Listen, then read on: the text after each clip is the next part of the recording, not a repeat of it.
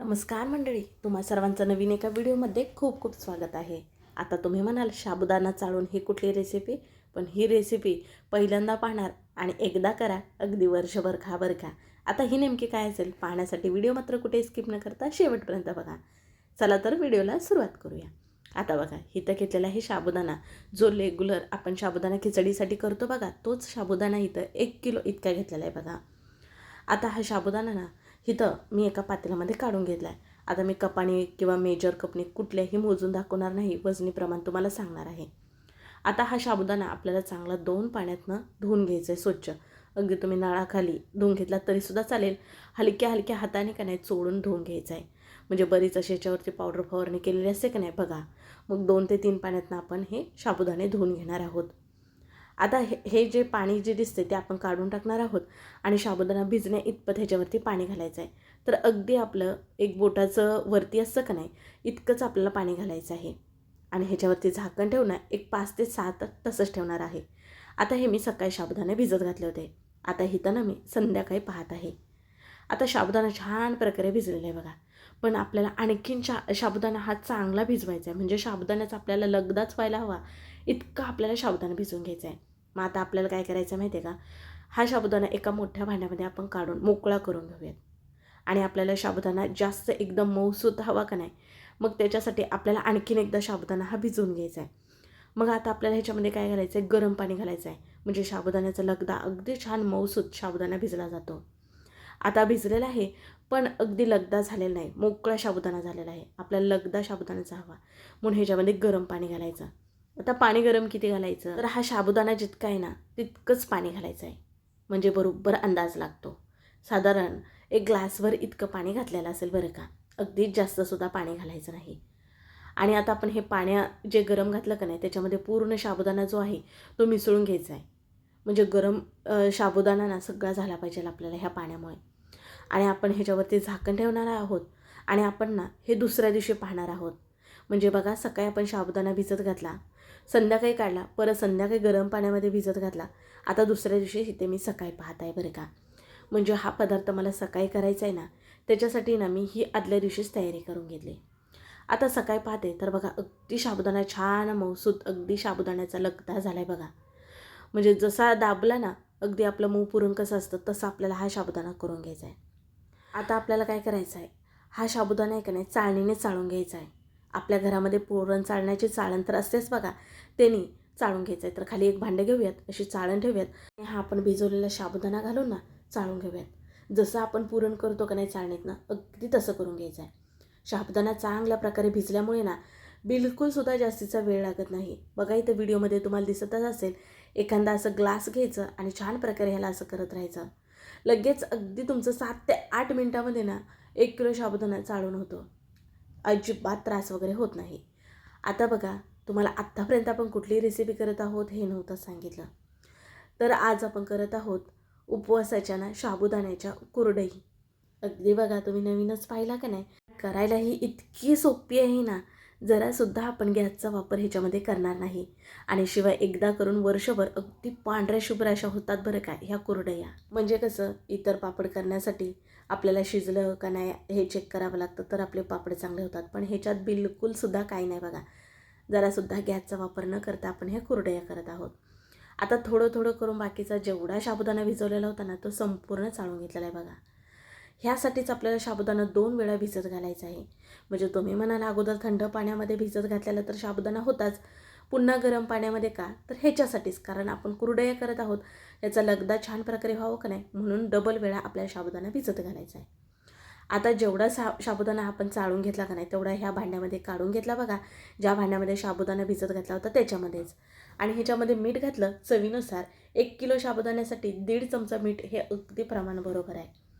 आणि आता काय करायचं, आपल्याला हे मळून घ्यायचं आहे अगदी छान. म्हणजे कसं, जसा आपला चिक असतो का नाही आपला गव्हाचा, किंवा आपण ह्याचासुद्धा करतो, रव्याचा करतो, तांदळाचा करतो, तो कसा असतो तसा हा व्हायला हवा इतपत आपल्याला मिसळून घ्यायचं आहे.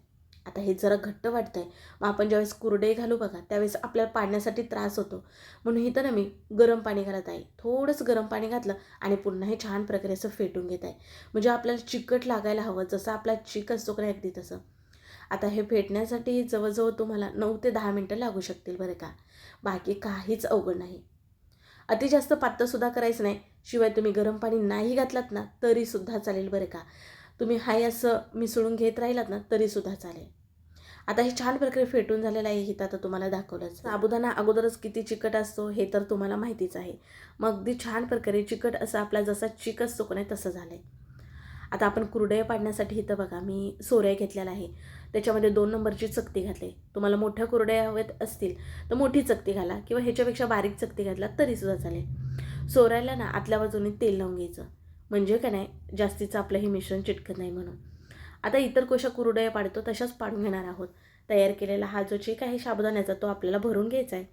आणि सोऱ्याचा जो दांड्याचा बाजू असतो बघा त्यालासुद्धा तेल लावून घ्यायचं आहे आणि सोऱ्या आपण पॅक करून घेऊयात. आता ह्या कुरडया तुम्ही म्हणाल उन्हात वाळवायच्या ऐवजी घरामध्ये सुकवल्यात तर चालतील का?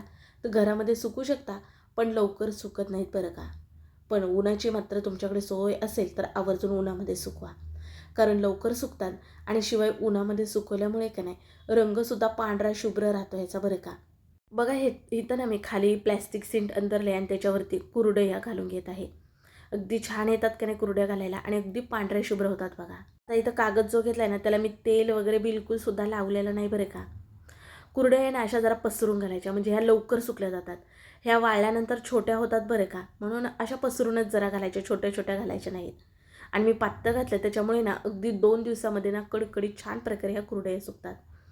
दिसायला बघा किती छान दिसतात आणि मस्त पांढऱ्या शुभ्र झाल्यात का नाही. 1 किलोमध्ये इतक्या आपल्या ह्या कुरड्या झाल्यात.